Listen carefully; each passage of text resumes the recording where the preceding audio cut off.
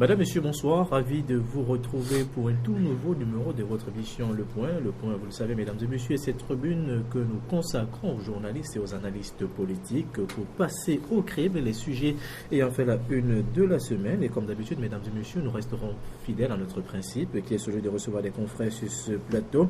Pour nous accompagner pour le compte du numéro Le Point de cette semaine, nous recevons Ambroise Ponjo, directeur de publication du journal The Guardian. Ambroise, bonsoir. Bonsoir Daniel. On vous retrouve avec une nouvelle casquette, une nouvelle étiquette.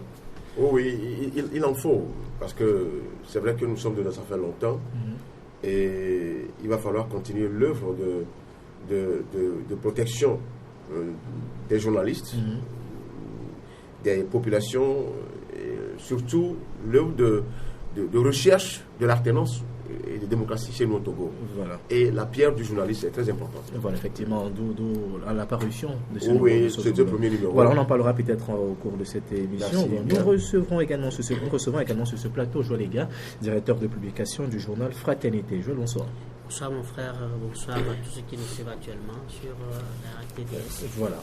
Nous allons, mesdames et messieurs, ouvrir les débats ou les échanges avec le HCRUM, le Haut Commissariat. C'est cette commission mise en place par le chef de l'État pour mettre en œuvre les recommandations de la CVJR. Son lancement a été effectif cette semaine à Lomé avec les confrères. Nous allons essayer de décortiquer cette stratégie dévoilée par le HCRUM en milieu de semaine. Joël, vous avez eu écho de ce lancement des activités du HCRUM qui a pour mission, qui a entre autres pour mission de mettre en œuvre les recommandations de la CVJR. Déjà, c'est une bonne nouvelle d'entrée de jeu que le gouvernement puisse procéder ainsi. Effectivement, c'est une bonne nouvelle sur le principe que cette institution a enfin lancé ses activités, puisque l'institution a été mise en place il y a de cela plusieurs mois. Bon, voilà. Et les Togolais se sont attendus à ce que, parce que vu les volontés qui ont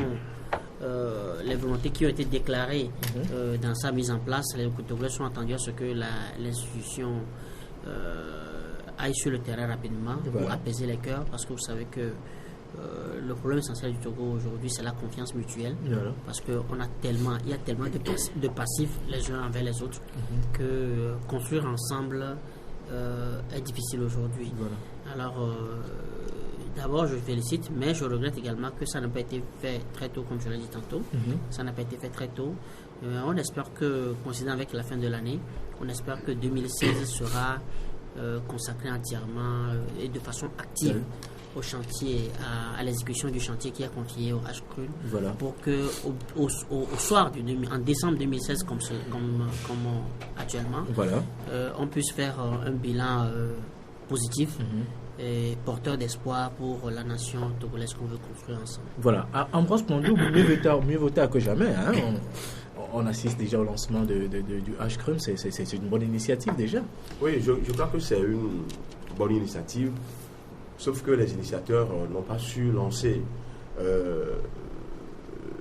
le HCRUM pour pouvoir avancer dans ces objectifs qui sont de voir comment on peut régler les problèmes du rapport de la CVJR, des recommandations surtout, par rapport aux victimes des différentes situations de violence que le Togo a connues depuis plusieurs dizaines d'années, et surtout de ne pas débloquer les fonds à temps pour que cette situation soit réglée, pour qu'on puisse atteindre ou arriver à une réconciliation véritable. Parce que quand on parle de réconciliation, vous savez que les plaies sont béats pendant longtemps, au temps du général Eyadema.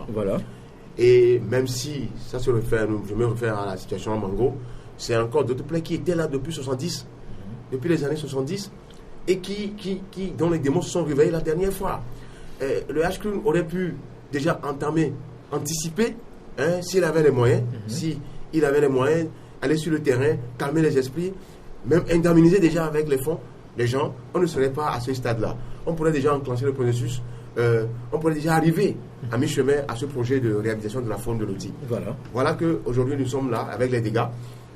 Quand cela ne tienne, je crois fondamentalement que une chose est d'avoir le HCRUM et les moyens et les bâtiments, tout, mais l'autre chose est de renouveler la confiance. Il ne faut pas qu'il y ait dans ce régime des torpilleurs, des gens qui soient dans l'ombre parce qu'ils savaient qu'ils se reprochaient beaucoup de choses, ils traînaient des cuisines, toute une cuisine derrière, et ne voudraient pas que le H-Crime aille au bout de sa mission. Avec des bâtons dans les roues, avec des pots de bananes par-ci par-là. Voilà.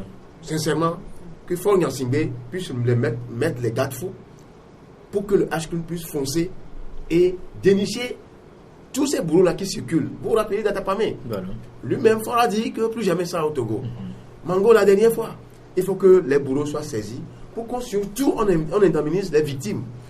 C'est vrai que symboliquement, ce n'est pas forcément une question d'argent. Même si c'est une question psychologique et morale, déjà ça suffirait pour un moment. Voilà. Mais ça a tellement pris du temps. Il faut aller en même temps avec tout ce qu'il y a, l'argent, la psychologie, tout ça là, pour que les gens puissent s'apaiser et qu'on puisse avoir un Togo acceptable par tous et que les discriminations aussi arrivent à cesser un jour dans notre pays. Voilà. La CVJA avait pour mission, entre autres aussi, d'essayer de réconcilier les Togolais, mais à l'issue de ces audiences foraines, elle a eu à faire des recommandations qui vont être peut-être appliquées par le H-Crime. Est-ce que pensons peut-être avec votre regard de journaliste et les gars, que celle-ci a les moyens déjà pour mener à bien sa politique? Est-ce qu'elle a les moyens? Bon, il faut que le H-Crime soit accompagné de la volonté nécessaire. Parce que, en fait, vous savez, les Togolais veulent construire ensemble le Togo. Mais est-ce qu'on crée des conditions pour que les Togolais construisent ensemble le Togo? Voilà. C'est-à-dire que, vous savez, on a accumulé tellement, je pense toujours de passifs, on a accumulé tellement de passifs que rien n'est fait jusqu'ici pour solder ce passif-là. Ne serait-ce que présenter des excuses. Identifier par exemple les bourreaux, enfin faire la paix des braves comme on le dit. Voilà. Aucun cadre n'a été créé pour cela. Et le H-Crime a été mis en place pour je crois 3 ans. Ils ont une mission de 3 ans. Et pour mettre en exécution 67 recommandations. 67 recommandations. Mais 68 recommandations justement. 68 recommandations. Mais le problème c'est que le H-Crime dans sa mise en place a porté espoir. Mais pour qu'il lance ses activités, on s'est encore rétracté. Là, les Togolais vont se demander, est-ce qu'il y a une réelle volonté? Et c'est là le problème. Parce que quand il y a la volonté, et vous allez voir, les gens vont dépasser les rancœurs, ils vont dépasser les a priori pour s'intégrer dans le processus et permettre à ce que ça aboutisse, parce que personne n'a intérêt à ce que le Togo soit détruit. Personne n'a intérêt à ce que les divergences continuent, parce que moi ça me fait plaisir que ce soit la médiatrice de la République qui soit encore à la tête de cette association, et quelqu'un qui a été elle-même victime de ce passif-là dont j'ai parlé tantôt. Il serait recommandable que, même s'il n'y a pas de volonté, que Awanana s'investisse à ce que on leur donne tant les moyens qu'on les libère des prises en otage dont ils sont victimes, pour exécuter vraiment cette mission qui leur a confiée. Sinon que le H-Crime, on espère qu'il fera quelque chose de bon, mais il faut qu'il y ait la volonté politique qui les libère. Ambroise, en plus d'avoir la volonté politique, il faut aussi que la population se sente concernée même par ce que va faire le H-Crime. Au vu des événements de Mango, vous le disiez tantôt, ça serait un peu difficile d'amener toute la population à adhérer à ce processus de réconciliation. Oui, je ne crois pas qu'on puisse arriver réellement à une réconciliation tant attendue sans l'implication directe des populations. Je crois savoir également que le H-Crime a déjà sillonné l'ensemble de toutes les régions, la préfecture, rencontrer les chefs traditionnels, les leaders d'opinion, pour déjà partager l'ébauche de ce qui pourrait advenir en termes de recherche de la paix et de la réconciliation. La mission que cette institution devait opérer sur le terrain. Ce qui est important, je l'ai dit tantôt, c'est que la volonté manifeste émane d'abord de l'autorité qui a institué le H-Crime. Parce qu'il ne faut pas que le H-Crime soit encore une institution de plus. Vous savez que la CVJR, c'est vrai, n'avait pas totalement une mission de réconciliation. La CVJR avait une mission de débusquer, dénicher tout ce qui avait été commis comme dégâts. Présenter un rapport et recommander. il se peut que ce soit une autre institution qui vienne passer à l'étape de la réconciliation. Et je crois que c'est ce rôle-là qu'a pris aujourd'hui le HCRUN. Ce doit être une institution indépendante, réellement indépendante. Pourquoi je le dis? Pour une dame de cette carrure qui a déjà dirigé une institution sous-régionale, surtout de justice. Est-ce que ça serait possible d'être indépendant? Accompagnée de certaines personnalités qui maîtrisent leur matière, donc des experts dans le domaine de la gestion des conflits et autres, des communicateurs, je crois que toute l'indépendance devait être accordée à cette institution. Est-ce que c'est possible que cette institution soit indépendante? C'est possible? Au vu de la société. Vous savez, les contingences au Togo, on en connaît beaucoup. Même des affiliations partisanes aussi, les gens peuvent redouter. Pour l'instant, je ne crois pas que tout l'ensemble du peuple togolais ait confiance à une initiative émanant du gouvernement Faure Gnassingbé. Faudra-t-il aujourd'hui, avec le HCRUN, accorder le bénéfice du doute pour que l'on puisse aller à cette mission salvatrice qu'on a donnée au HCRUN? Donc si cela s'avère important pour le peuple togolais et pour ceux qui ont institué le HCRUN, je crois qu'il faut qu'on laisse la main à ces 3 personnes-là et à leur équipe de travailler. Et si moi j'ai des choses à leur dire aux membres du HCRUN, c'est d'avoir les yeux écarquillés, c'est d'avoir le cœur franc, de traiter directement avec ceux qui ont institué. S'il y a un blocage, d'aller défoncer. Il ne faut pas que... Parce qu'ils ont une mission très lourde. Et leur crédibilité est en jeu. Il ne faut pas qu'ils jouent sur les sentiments. Il ne faut pas qu'ils jouent sur les intérêts partisans. Il faut se départir de tout ce qui est intérêt pour que le travail soit fait pour le bien du peuple togolais. Ce message, je l'envoie à tous les membres du HCRUN et surtout à Mme Awa Nana, qui a fait preuve de probité à un certain moment au niveau de Abuja, au niveau de la CEDEAO, qui a été également président de la CENI. Sa fuite à l'extérieur après l'élection présidentielle sans proclamer le résultat aussi en dit long sur sa crédibilité. Donc aujourd'hui, pour certains, elle aurait pu être là pour proclamer les résultats. Mais si elle est partie, c'est parce qu'elle veut garder sa probité. C'est ce que je peux croire. Mais elle aurait pu devancer les événements. Elle aurait pu franchir le Rubicon en proclamant le résultat en ce moment. C'est une parenthèse. C'est pour dire qu'elle peut se rattraper à travers le HCRUN. Remplir sa mission de façon irréprochable. L'irréprochabilité n'est pas de ce monde, je le sais. L'honnêteté aussi n'en est pas. Mais elle peut faire l'effort de présenter quelque chose de potable pour répondre aux aspirations du peuple togolais et non forcément ceux qui l'ont installé. Et les gars, on disait tantôt, pour que ce processus puisse vraiment réussir, il faudrait que les populations fassent confiance à cette institution, mais il faut aussi qu'elle soit indépendante. Est-ce que selon vous, vous le disiez tantôt, quand on avoir des moyens à cette institution pour travailler, ça c'est une part, c'est une première partie. Une deuxième partie, mais maintenant, est-ce qu'elle, en termes de crédibilité, elle a cette crédibilité pour assurer, pour unir tous les Togolais? Non, mais moi je crois que soyons sincères, soyons objectifs, on ne peut rien construire avec des a priori. Voilà, effectivement. On ne peut rien construire avec des a priori.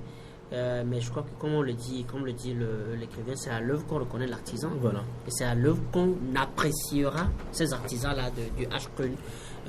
Nous avons dans le HCRUN quelqu'un qui a été victime des pratiques des ADEMA, quelqu'un qui a été un peu produit des ADEMA. Je parle du confrère Wiao, et qui est quelqu'un qui a été en quelque sorte, je dirais, une responsable de société civile assez transcentriste, qui n'a pas eu de parti pris. Quand on sait que l'histoire du Togo, c'est aussi ça la particularité du Togo, c'est que les sociétés civiles ont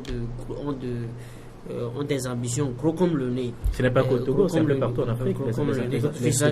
Non, mais attendez, nous avons vu l'exemple de la société civile de Burkinabé. Les sociétés civiles sont là, qui sont vraiment sociétés civiles sans apanage politique. Au Togo, c'est pas le cas. Au Togo, c'est pas encore le cas. Je ne dirais pas que c'est impossible, mais c'est pas encore le cas. Il faut avoir le courage de le dire.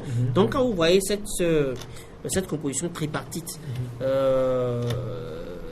comment vous l'appelez, selon l'histoire et selon les apanages qu'on peut reconnaître à ses membres, on peut dire que la balle sera à terre. parce que chacun voudra forcément réveiller son passé ou bien dire ce qu'il arrange, mais quand vous voyez que les intérêts se confrontent, voilà. Et c'est en cela, moi je dis que il faut qu'on accorde quand même le bénéfice de la confiance, bénéfice de la confiance au HCRUN, quitte à eux maintenant de prouver que soit ils ne méritent pas ou qu'ils vont céder, enfin ils vont comment vous l'appelez, mettre en veilleuse la mission qui est la leur pour faire la volonté du politique. Voilà.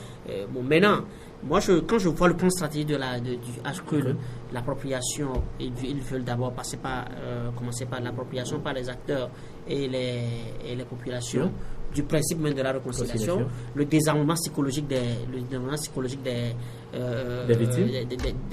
victimes et des citoyens en général. Moi, je dis, en fait, c'est je ne sais comment dire, c'est réconfortant, j'adhère à cette logique. Maintenant, dans la manière de faire, c'est ça qu'on appréciera. Mais je dis, le HCRUN a déjà commencé avec, comment vous l'appelez, avec un lourd... un retard ou quoi? Voilà, oui, un retard qui alimente déjà des suspicions. Parce qu'on se dit, bon, est-ce que vraiment, on veut vraiment mettre en exécution cette institution. Déjà que les gens ont apprécié le fait que Faure Gnassingbé a eu le courage de mettre en place cette institution, mais est-ce que c'est pas une volonté de se rétracter qui fait que l'institution a été mise en place depuis il y a plusieurs mois, ça n'a jamais été, il n'a jamais commencé ses activités. Mais bon, on espère que maintenant que c'est lancé et que il y aura plus de raisons, d'arguments pour dire que c'est parce qu'on n'a pas les moyens, c'est parce qu'on n'a pas ceci. 24 milliards ont été mis à la disposition. Seront mis à la disposition de cette institution. On espère que les 24 milliards ne vont pas être consommés comme ça, comme on a connu pour le programme de modernisation de la justice, où l'Union européenne a mis des dizaines de milliards. Qui s'est limité au bâtissonnage des murs. Voilà, effectivement, avec des juges véreux qu'on a encore dans les rangs. Et comment vous l'appelez, on a le programme de réinsertion, sans programme de réinsertion, etc. Et donc, on espère que la HCRUN... Voilà, effectivement. En tant que journaliste, on a aussi le devoir même d'accompagner, c'est la mission du HCRUN. Et comme le disait Joël Légat tantôt, c'est 24 milliards qui est mis à la disposition de cette institution. On espère que ces fonds soient gérés de la meilleure des manières. Oui, l'autre problème au Togo également, c'est la question de la gestion des fonds. Vous savez, quand on a installé la commission Vérité, Justice et Réconciliation, pendant 2 ans, ils n'ont pas eu accès aux fonds. Allez demander à Monseigneur Baliga comment ils ont travaillé avant que d'accéder aux fonds. Le décaissement des fonds est devenu difficile. Moi, je crois que les partenaires font ce qu'ils peuvent. La procédure même de décaissement des fonds au niveau des partenaires, moi, c'est un truc qui me pose un problème, sur lequel moi je reviendrai. Comment les Nations Unies, le système des Nations Unies fonctionne? Je crois qu'il y a un grand dossier actuellement en RDC. C'est le président lui-même, Kabila, qui a sorti le dossier. Il veut voir clair dans comment il fonctionne, on recrute tout ça. C'est un dossier sur lequel le journaliste togolais aussi peut revenir. Comment ça fonctionne au Togo? Vous avez des milliards qui viennent. Le Togo n'arrive pas à consommer. On rapatrie les milliards. Alors qu'au Sénégal, vous allez voir, les Sénégalais font tout pour consommer ce qu'ils ont. Alors que nous avons des misérables dans les fermes, dans le recoin du Togo. Pour revenir au sujet, c'est juste pour dire que les 24 milliards, c'est vrai, ne sont pas seulement pour le fonctionnement du HCRUN. Je ne sais pas. Je ne peux pas que... Je ne sais pas si ça fait partie de l'indemnisation à opérer par rapport aux victimes qui sont là. Si c'est ça, bon, nous on attend de voir comment ça va être. Mais comment maintenant ils vont procéder? Le processus de décaissement, le processus d'entrée en possession de ces fonds-là. Il ne faut pas que ça pose problème également au fonctionnement du HCRUN. La CVG en a souffert. Mais qui est à l'origine de ce blocage? Je ne sais pas. C'est les autorités. Je ne crois pas que ce soit les autorités. Mais il peut y avoir des moyens difficiles au sein des institutions étatiques qui puissent empêcher le décaissement facile des fonds. Les partenaires sont là. Si les partenaires s'accordent à vous financer, je ne vois encore, ils ne vont pas vous le donner. Mais il y a un processus. Et le processus est déclenché au sein même de l'appareil de l'État. Peut-être au niveau du ministère des Finances et tout ça là. Toutes ces contentions-là, je crois qu'il faut élaguer ça pour que l'on puisse réellement faciliter le travail du HCRUN.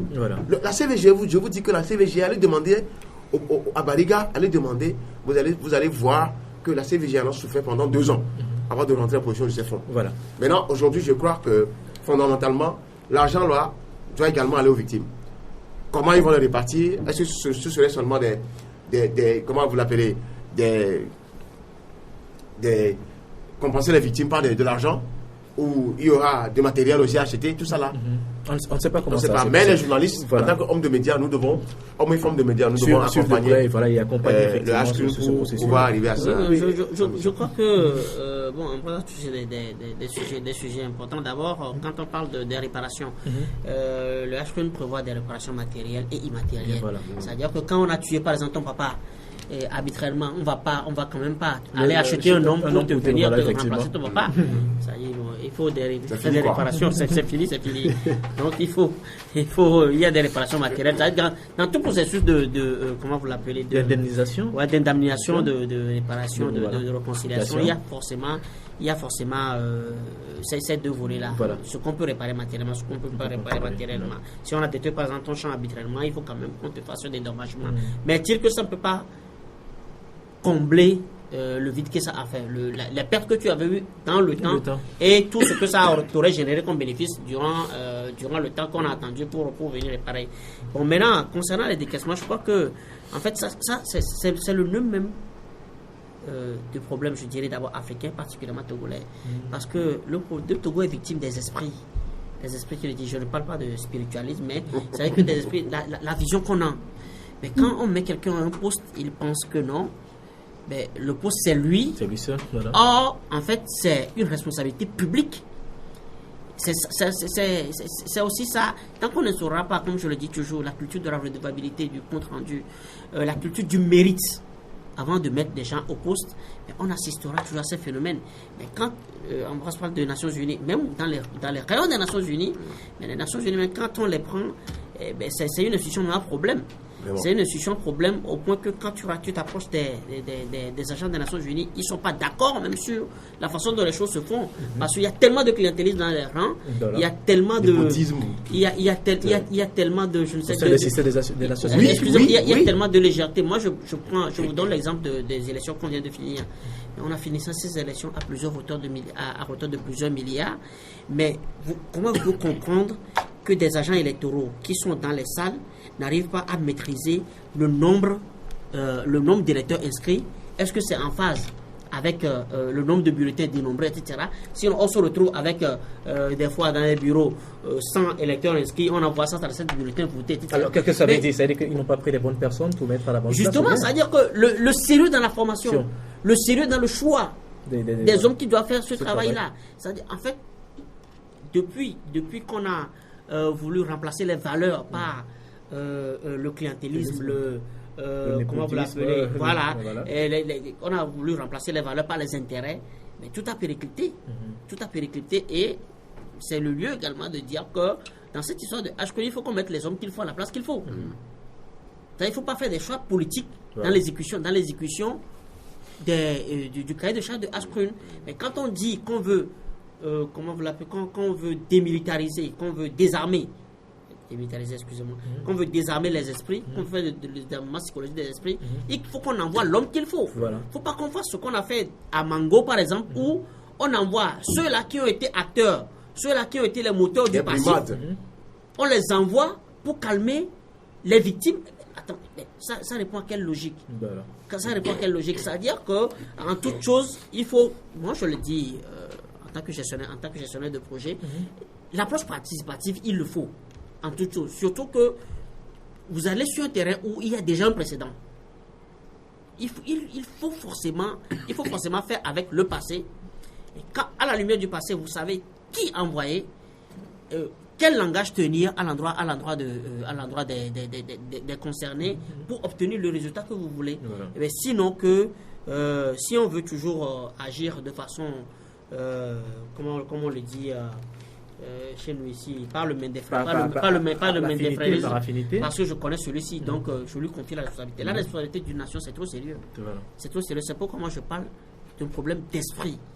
Il faut qu'on mette les gens qui sont vraiment conscients de ce qu'on leur demande et ils oublient leur personne mais se mettre vraiment au service de la mission qui leur est confiée. Voilà.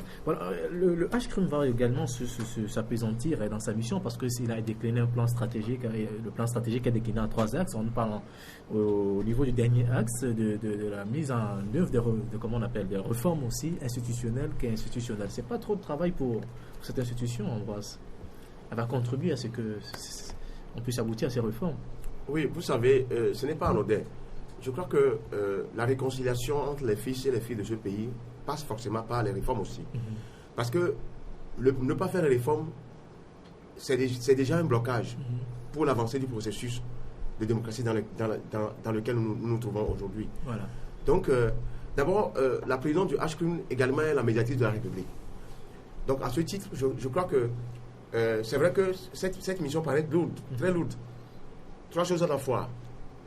Réparer les torts qui ont été causés avec de l'argent et autres, et ensuite penser à respecter ou à honorer l'engagement pris par les recommandations de la CVJR, parce qu'il y a d'autres engagements en dehors des réparations.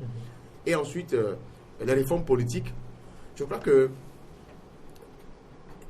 une volonté doit émaner de ceux qui ont installé ou institué cette institution. S'il n'y a pas la bonne foi et la bonne volonté, je crois que le HCRUM va fonctionner comme, comment vous l'appelez, ces avions qui n'ont pas de pilote là. Les drones. mais les drones même vont à bon port. Ils arrivent toujours à bon port. Parce qu'ils sont téléguidés, justement. Ouais. Et moi, je voudrais que Fognon Simbe et ses collaborateurs, peut-être, lui, il a la bonne foi, que ça aille. Je n'en sais rien. Mais ceux-là qui sont derrière, qui torpillent les choses, il y a toujours des vautours qui guettent le plat. Très loin. Mais ils sont loin, mais ils sont furtifs. Ils guettent toujours ce qui peut être bien pour le peuple et les nuire. Donc, pour leurs propres intérêts, ils sont prêts à saboter, à capoter tout. Je voudrais que le chef de l'État soit très regardant sur cet aspect de la chose. Et laisser franchement travailler l'équipe du HCRUM. Parce que il y a des blessures qui sont là. Cette fameuse réconciliation Aménation que Yadema avait lancée depuis, ça fait près de 20 ans, je ne sais pas là où on en est aujourd'hui. Les Togolais eux-mêmes font déjà des efforts pour être en paix avec leurs frères qui sont des corps habillés. Et il y a aussi beaucoup de membres des éléments de ces corps habillés qui font des efforts pour être en bien avec le peuple. En dehors de quelques brebis galeuses, quelques zélés qu'on retrouve toujours, et au niveau de tous les corps, que ce soit au niveau de la gendarmerie, de la police et les militaires. Que le HCRUM, vivement que le HCRUM arrive à accomplir au moins les 60% de cette mission, moi j'aurais à applaudir. Voilà. Parce que ce que je crains, je le dis, c'est ces sbires-là qui seraient encore dans des coins très loin, téléguidant des choses pour capoter et saboter la mission du HCRUM. On va permettre à Jules de réagir sur ce dernier point avant d'aborder notre sujet. Est-ce que vous pensez que le HCRUM pourrait quand même faire tout ce travail? Parce qu'il y a les réformes, il faut réconcilier les Togolais. Est-ce qu'elle a cette capacité, elle aura le moyen d'aller au fond des réformes aussi? Non, mais vous savez, il n'y a qu'à prendre l'exemple sur le Rwanda.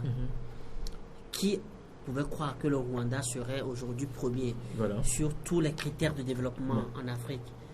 Quand vous voyez les images du Rwanda en 1994, le Rwanda d'aujourd'hui, il faut dire que l'élément essentiel, c'est la volonté.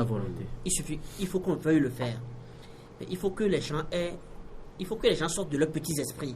Il faut qu'on aille au-delà de notre petite personne, de nos petits calculs. Parce que moi, je dis une chose. Si vous n'avez pas, si vous n'investissez pas votre volonté pour construire le pays, n'attendez pas ce que vos enfants héritent d'un pays meilleur. N'attendez pas ce que vos enfants héritent. Et quel enfant, la Bible l'a dit, quel parent est prêt à remettre un serpent dans la main de son fils au lieu de lui remettre un pain? Mais quand les gens, ils se limitent à leur petite personne, à leurs petits intérêts immédiats, et ils occultent l'avenir du pays, mais attendez, ils sont héritiers du passif qu'ils sont en train de créer. Ils sont héritiers du tard qu'ils créent. C'est aussi ça. Quand on demande la grandeur d'esprit, c'est ça. Ça sert à rien de dire on dit HCRUM, le HCRUM, le temps que le Togo se réconcilie. Moi, je suis déjà mort. Vous êtes mort. Vos enfants sont là. votre descendance est là, à moins que vous n'avez rien à foutre de ce que vous avez amené sur la terre. Voilà. Donc moi je dis, s'il y a la volonté, s'il y a la grandeur d'esprit, s'il y a le dépassement de nos petits intérêts, si on espère, on croit vraiment que, quand je dis Togolais, ça a un sens comme l'Américain le dit, parce que c'est paradoxal que tu vois, Daniel, le mécanisme dans ce pays-là est tel que quand toi tu immigres aujourd'hui aux États-Unis, mais 3 ans tu deviendras plus américain même que ceux-là qui étaient là avant que tu n'arrives. Effectivement. C'est-à-dire que tu sens une nation, ça dit qu'une nation a été créée et tu sens qu'il y a quelque chose qui te protège. Mais tant qu'on ne créera pas ça, n'attendons pas que le H-Crune fasse des miracles. Et ça commence d'abord par les acteurs là qui sont à la commande de H-Crune et ceux-là qui seront appelés à s'associer au H-Crune. Voilà, je vais proposer d'avancer dans les échanges. On va parler maintenant de cette bonne nouvelle peut-être pour les fonctionnaires togolais. Nous avons appris à l'issue du Conseil des ministres de cette semaine que l'État togolais a procédé au relèvement de la valeur ou de la grille indiciaire. En vrai, c'est une bonne nouvelle, surtout pour les travailleurs qui ont longtemps manifesté. Oui, c'est une très bonne nouvelle. Sauf que moi, je reste étonné parce que, vous savez, quand on avait décidé d'accompagner les fonctionnaires togolais avec les 20-30 000 francs à la suite de la lutte de la SCT, je crois que beaucoup avaient attendu que les salaires, surtout ceux de la catégorie D, et ceux qui ont plus bénéficié, parce qu'on parle de 20 000 francs. Ceux qui gagnaient 25 000 francs se retrouvent à 45 000. Ceux qui gagnaient 40 000 francs se retrouvent à 60 000 francs. Voilà. Contrairement à la catégorie A1, A2, et bientôt A3, tel que le précise le Conseil des ministres. A3, c'est déjà voilà. Qui se retrouve avec 30 000 francs. Tu es à 150 000 ou à 180 000 francs, tu te retrouves peut-être à 210 000. C'est pas tellement significatif, mais c'est inconséquent sur le salaire des gens. Sauf qu'il y a encore... par exemple, de 25 000 à 45 000, il y a quand même une marge, on a avancé. Sauf qu'il y a encore ces petits enveloppes-là qu'on retire toujours, des cotisations par-ci, par-là, qui fait que le salaire revient au même. Voilà. Vous êtes sans savoir que le SMIC, qui était à 13 750, donc devenu 21 ou quelque chose, devenu à 35 000, n'est pas payé partout dans les entreprises, surtout privées. Voilà. Donc aujourd'hui, je crois que c'est une initiative à saluer pour anticiper sur les crises sociales qu'on pourrait avoir à tout moment. Ce qui est certain, c'est que la doléance de certains acteurs sociaux demeure toujours sur la table. Et je crois que dans la liste des revendications de la STT, les 8 revendications, se trouve cette histoire de point d'indice. Voilà. Et le statut même général de la fonction publique, qui, je crois, a été adopté, mais qui n'a pas encore de telles applications, je ne sais pas. Voilà. Je ne suis pas du domaine, mais je sais quand même qu'il y a quelque chose qui devait se faire par rapport à cela. Si on s'en tient à ça, moi je salue le gouvernement pour avoir fait cet effort-là, pour que cela soit converti dans le concret. Maintenant, dans le concret, ça répercute combien concrètement sur le salaire des fonctionnaires togolais. Voilà. Fonctionnaires togolais, c'est 50 000. De Togolais, c'est 6 millions ou 6 millions 5. Les autres, ils vont gagner quoi? Bon, il y a eu des mesures d'accompagnement. Voilà. Et nous avons, dans mon éditorial, titré, l'éditorial du Guardian, titré, comment vous l'appelez? J'ai titré cet éditorial par rapport à Faure Gnassingbé lui-même. Je disais Faure Gnassingbé, le vrai ou le faux Messie. Il y a beaucoup de choses qui avaient été annoncées après la prise du pouvoir de Faure Gnassingbé. Aujourd'hui, quand on parle des mesures d'accompagnement après plusieurs années de baisse du pétrole au plan mondial, nous sommes toujours au statu quo. Il n'y a pas d'ajustement du prix à la pompe. Il y a plusieurs frais qui sont greffés sur le litre d'essence. Et au même moment, le Togolais n'a jamais connu cette baisse-là pendant 2 ans. Alors que nous avons seulement, en termes de mesures d'accompagnement, des bus, quelques bus qui circulent. Moi, je n'ai jamais plus de bus, alors que j'achète du carburant. Peut-être ça aide ceux qui sont dans le bas peuple. Mais aujourd'hui, le fonctionnaire ne prend pas les bus. Le fonctionnaire, la majorité, a une moto ou un véhicule. Voilà. Comment ils vont s'en sortir si on ne diminue pas le prix de l'essence à la pompe? Donc, voilà ces choses-là sur lesquelles le gouvernement doit impacter pour que ça répercute sur le marché. Ce que le gouvernement sortit là, vous ne serez pas surpris de voir dans une ou 2 semaines, les gens vont encore former les prix sur le marché. Alors que moi, je ne suis sur aucun budget. De 2, je ne bénéficie de rien, de mesures d'accompagnement. Et de 3, vous ne travaillez pas pour l'État? Je travaille pour l'État. Je suis désolé. Comment? Je ne suis pas au gouvernement. Je ne suis pas. Mais je travaille pour l'État. Ça, c'est une mission salvatrice de fonction. Indirectement, c'est une entreprise personnelle. Non. Je le fais pour qui? Voilà. On va les gars, combien ils gagnent en publiant, en sortant son journal. On y va. Nous perdons, mais nous travaillons, nous faisons un travail public. Voilà, effectivement. Nous sommes dans le domaine public. Donc l'État, c'est pourquoi l'État d'ailleurs accompagne la presse à travers les 75 millions ou 100 millions cette année, alors que les gens sont à 2 milliards. Donc pour revenir à cette histoire de fonction publique, je crois que le gouvernement doit encore faire d'efforts. Quand moi, vous savez, je serai très terre à terre. Quand on parle d'augmentation de salaire, Ouattara l'a fait en Côte d'Ivoire. Le président Ouattara. À Madagascar, on a doublé. Quand tu gagnes 100 000 avec 200 000, il faut que le gouvernement fasse là. Et si c'est possible, le Togolais qui est au bas peuple là. Quand on dit augmentation là, je crois qu'il faut aller. Quelqu'un qui a 200 000 doit aller à 400 000. Voilà. Ou à 250 000. Si c'est possible. Ils n'ont qu'à laisser ces histoires de Bretton Woods là. Laisser ces histoires de. Eux, ils sont qui? Ils ne sont pas des hommes. Ils ne chient pas. Mais, quand vous parlez. Voilà, on va. Quand vous parlez des banques mondiales, du FMI, eux, ils sont à combien? C'est les gens qui sont à des millions de France. Ils veulent, avec leurs histoires, je n'ai rien contre la Banque mondiale et le FMI.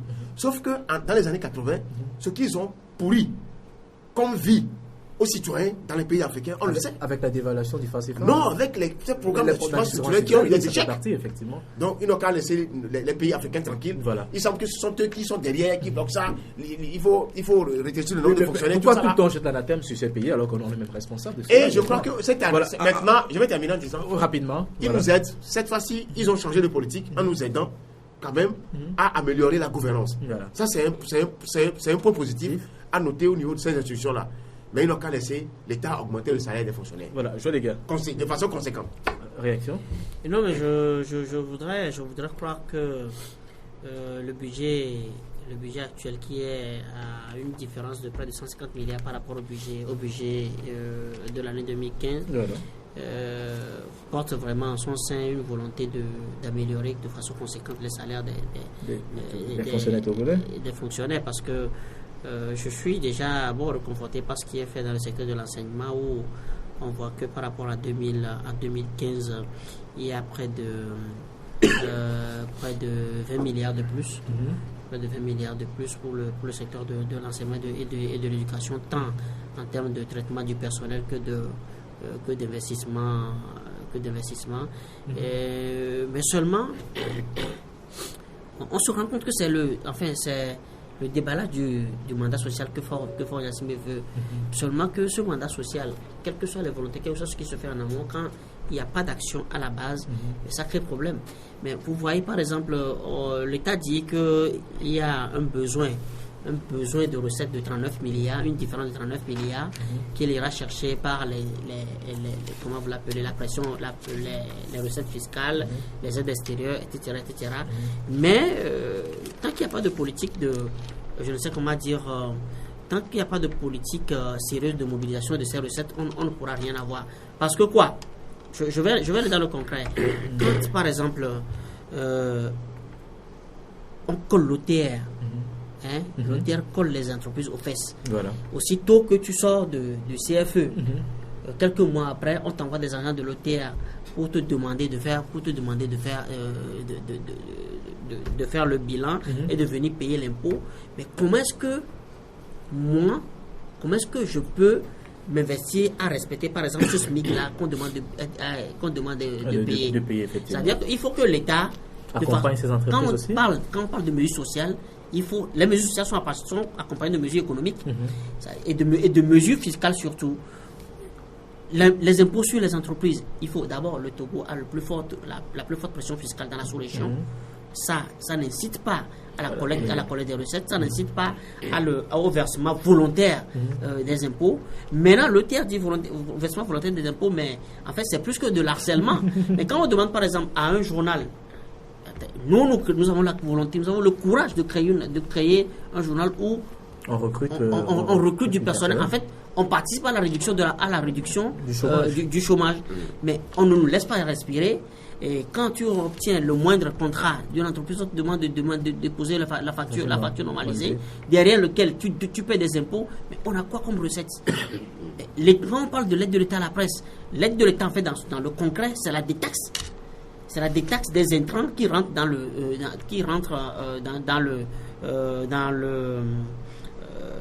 dans l'édition du journal. On n'assiste jamais à cela. On n'assiste pas à cela. Et après, contrairement, c'est l'auteur qu'on nous envoie. Quand l'auteur même fait des contrats, les contrats sont tribalisés. Moi, je le dis toujours, les contrats sont tribalisés. et les contrats sont clientélistes. On choisit des gens par accointance. Ce n'est pas sérieux. Mais quand, au CFE, au cours, je crois, du premier trimestre, on a enregistré près de 5000 créateurs d'entreprises. Mais 3 mois après, aucune de ces entreprises ne fonctionne. Jusqu'à ce que quand ils voient les formalités, etc., tout ce qu'ils sont prêts, tout ce qu'on leur demande de payer, mais ils se retractent. Donc moi, je propose que, par exemple, une fois que tu crées ton entreprise, on te donne un moratoire, par exemple, de 3 ans, le temps que tu t'installes. Bien sûr. Le temps que tu t'installes, tu fais tes affaires, tu fais ton chiffre d'affaires, et 3 ans après, toi-même, tu sais qu'après 3 ans, tu iras payer les impôts. Les gens vont aller volontairement payer les impôts. Mais quand on augmente le SMIC à 35 000, le SMIC à 35 000, certes, les gens ont des difficultés pour l'appliquer parce qu'il n'y a rien qui les accompagne. Mais il n'y a pas de suivi même. Parce qu'il y en a qui ont les moyens de payer, mais ils ne payent pas parce qu'ils n'ont de compte à rendre à personne. Mais il faut que l'État soit également regardant en cela. Parce que quand la zone franche a fait passer le SMIC de 35 à 40 000, 5 000 francs de différence, il faut que l'État veille à ce que ces entreprises privées qui ne sont pas dans la zone franche fassent passer également avec des, comment vous l'appelez, avec un accord parti, comme quoi en termes de taxes, c'est si vous appliquez le SMIC. Parce qu'en fait, quand on applique le SMIC, quand on applique le SMIC de 35 000, ça a des conséquences en cascade sur tous les salaires.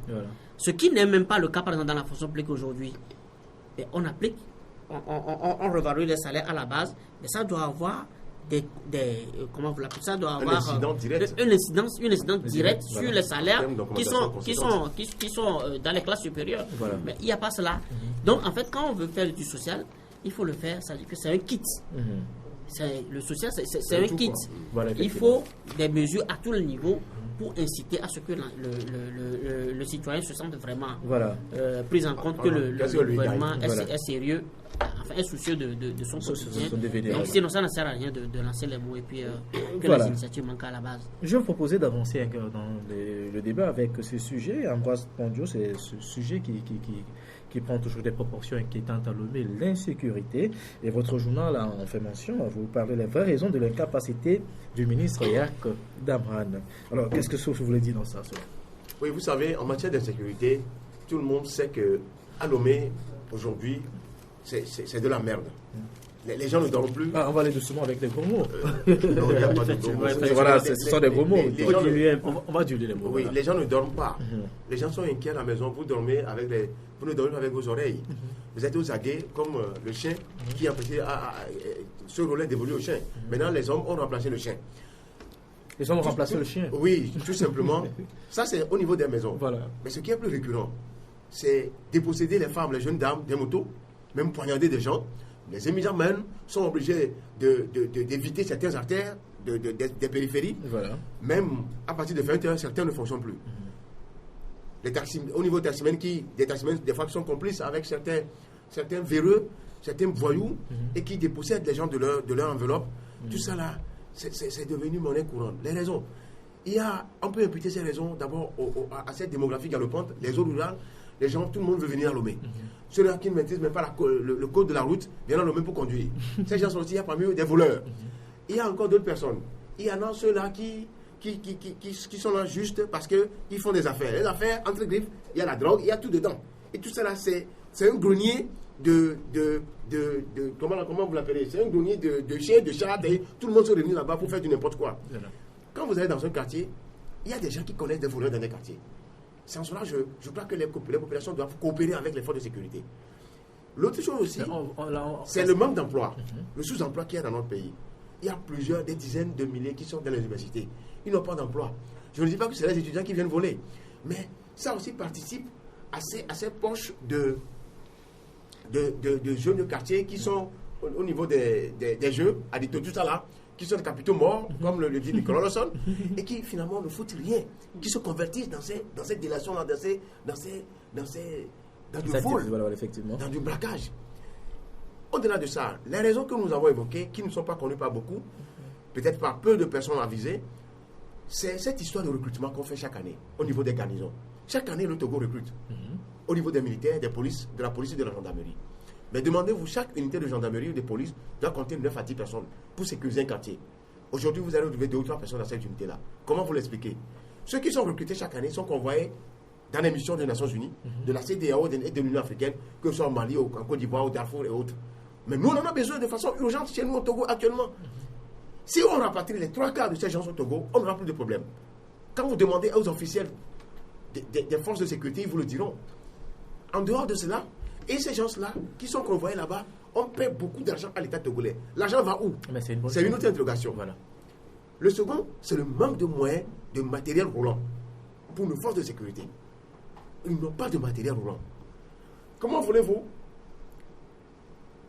que les gens viennent sécuriser dans un quartier où il y a un braquage? La dernière fois, c'est sur la route de Sagbato. J'ai vu tout un cordon de plus de 50 policiers ou gendarmes qui sont positionnés devant tous les artères venant de la partie ouest vers la partie est pour sécuriser la zone parce qu'il y a eu un braquage dans la zone. Oui. Ça, c'est déjà ça commence pas à prendre déjà. Non, c'est parce qu'il y avait eu un braquage qu'on a vu tout ce déploiement. Ça aussi, beaucoup se posent des questions. On a coupé le bras d'un militaire, on arrivait à débusquer la personne, on l'a pris. Pourquoi on ne prend pas les autres? Ça, c'est des questions que moi, je ne peux pas répondre. Mais ce que je sais, c'est que le Togo peut rapatrier les 2 tiers ou les 3 quarts des militaires, gendarmes et policiers qui sont à l'extérieur pour venir sécuriser les Togolais. Est-ce que c'est le fait de rapatrier les Togolais qui est à l'origine du manque? Parce qu'il y a d'autres raisons qu'on ne pourra peut-être pas évoquer sur ce plateau. Donc, mon confrère, Flambeau démocrate, avait soulevé en un mois cette question de mésentente entre certains dirigeants des pôles de la sécurité, que ce soit au niveau de la gendarmerie ou de la police. Ça peut être aussi de vraies choses. Yac était à la gendarmerie, le travail avait marché. Le ministre Yac. Oui, le ministre Yac. Voilà. C'est un grand frère, donc je peux le tutoyer. Donc, aujourd'hui, ce n'est pas Yac qui est incapable. Je le dis que Yac est incapable, mais ce n'est pas lui. C'est parce que je dis que les moyens mis à la disposition du ministre Yac ne lui font pas bon ménage. Voilà, effectivement. Et donc, si Yac, le ministre Yac, et le directeur général de la gendarmerie, qui ne s'entendent pas, vous pensez qu'on peut sécuriser les Togolais? C'est vrai. Si le directeur général de la police, je n'en sais rien. Effectivement. Le confrère l'avait soulevé dans son journal Le Flambeau des démocrates. Moi, je reviens sur ça. Vous répétez. En disant que c'est possible que quand les gens ne s'entendent pas, on ne peut pas avoir un bon résultat. Voilà, joie des guerres. C'est ça. Non, mais moi, je crois que, excusez-moi, le problème de l'insécurité, il faut que Fort les règle également au sein de l'armée. Parce que il faut reconnaître que ces réseaux, quand vous vous approchez de ceux qui sont de la sécurité, ces réseaux sont téléguidés derrière par de hauts gradés également. C'est-à-dire que ce n'est pas essentiellement eux, mais ils sont également acteurs. Combien de fois la presse n'a pas rapporté des officieux, excusez-moi, qui agissent qui se sont illustrés par des actes pas du tout appréciables, dignes de leur rang, dignes de leur grade et de leur galon. Moi, je dis, il faut que le chef de l'État veille sérieusement à assainir les rangs des forces armées togolaises pour mettre... Parce que, vous savez, c'est un problème, je ne dirais pas transversal, mais c'est un problème qui n'est pas particulier au Togo. Vous savez, le Boko Haram avance aujourd'hui au Nigeria. Boko Haram a longtemps avancé. C'est vrai qu'aujourd'hui, ils sont plus cantonnés. Cantonnés sur un périmètre. Et Boko Haram a longtemps avancé parce que l'armée nigérienne était truffée de véreux, d'officiers véreux. Le même problème au Mali. Parce que l'armée est truffée de galonnés affairistes, plus affairistes que nationalistes, voilà, que nationalistes, que responsables de la mission qui leur est confiée. Donc, je crois que l'armée togolaise aussi porte ce problème en son sein. Parce qu'une armée qui a été formée par un dictateur, une armée qui a toujours fonctionné sur du zèle, les promotions ont été obtenues par clientélisme. C'est vrai que l'armée togolaise est très disciplinée, très sérieuse, mais il y a dans ces rangs de ces officiers-là qu'il faudra recadrer. On ne dit pas de les bannir, mais il faudra recadrer, il faut savoir où les mettre pour qu'ils ne portent pas atteinte à l'image, enfin au service que l'armée veut rendre à la population. Mais quand on parle également de problème de l'insécurité, il faut dire que l'insécurité, d'abord, c'est un problème social qui est alimenté par des fléaux sociaux. Le chômage, comment vous l'appelez, au-delà, le chômage est alimenté par quoi? Parce que vous voyez, dans ces rangs-là, il y a des méritants, mais que le système politique en place, le système social en place n'a jamais permis à eux d'accéder, enfin de vivre dignement, d'accéder à une profession. Et donc, ils déversent leur dévolu. En fait, les vicieux les récupèrent facilement. Donc, il faudra aussi résoudre ce problème-là en créant de l'emploi. Et quand on crée de l'emploi, quand on prend en compte ces jeunes-là, et c'est vrai qu'il y a le programme aujourd'hui Fayaji là, mais il faut que ce programme-là soit plus mobilisateur, soit plus inclusif, et pour que je ne sois pas obligé de venir d'une partie du Togo pour être éligible, et que comment vous l'appelez, je voudrais même parler de la question de l'armée. Ceux qui sont de plus en plus recrutés dans l'armée aujourd'hui, ils étaient qui hier? Voilà. C'était des gens frustrés. Des aigris. C'est des aigris, c'est des gens qui dont la valeur, ils ont commencé par perdre les valeurs sociales avant d'être recrutés dans l'armée. Donc c'est facile que ces gens-là prennent leurs armes, parce qu'ils n'ont pas, en fait, il faut se demander, même quand on veut les faire rentrer dans l'armée, est-ce qu'on leur fait faire des tests? Oui, c'est-à-dire que c'est de vocation. Il y a une formation qui consiste à vous faire rompre avec la vie civile. Est-ce que vraiment c'est vrai? Est-ce que c'est vraiment bien fait? Sinon, si c'est mal fait, n'attendons pas le contraire. Voilà, n'attendons pas le contraire. Voilà. Donc, en fait, c'est un problème qu'il faudra cerner en situant vraiment la responsabilité. Qu'est-ce qui fait qu'une zone qui doit être sécurisée ne l'est pas? Qu'est-ce qui a fait que, par exemple, les événements de Fontana sont arrivés en plein centre-ville? Qu'est-ce qui a fait que quelqu'un a osé aller braquer comment vous l'appelez, des commerçants à l'aéroport en plein jour? Jusque-là, il n'y a toujours pas de résultats. Qui est derrière? L'enquête n'évolue toujours pas sur ce sujet. Ben, attendez, quand vous rentrez dans les couloirs, on dira que l'enquête a évolué, on a identifié, mais bon, est-ce qu'on veut identifier? Est-ce qu'on a le courage d'identifier celui-même qui est derrière? Voilà, parce que moi je dis, il faut qu'on se dise, il faut qu'on s'engage tous. On a intérêt à ce que la complaisance disparaisse. On a intérêt à ce que la complaisance disparaisse. On a intérêt à ce que nos intérêts personnels prennent le dessus. Voilà, merci. On va quand même aborder la dernière ligne droite de cette émission parce que nous sommes talonnés par le temps. Il nous reste à peine 5 minutes, mais nous allons quand même aborder ce dernier sujet qui est tout autant important. Il s'agit nous sommes en période de fête d'année, et c'est la période propice où on assiste au déversage ou au déballage, par exemple, des produits avariés sur nos marchés en Brosse Pondio. Oui, je crois que c'est un sujet récurrent en cette période.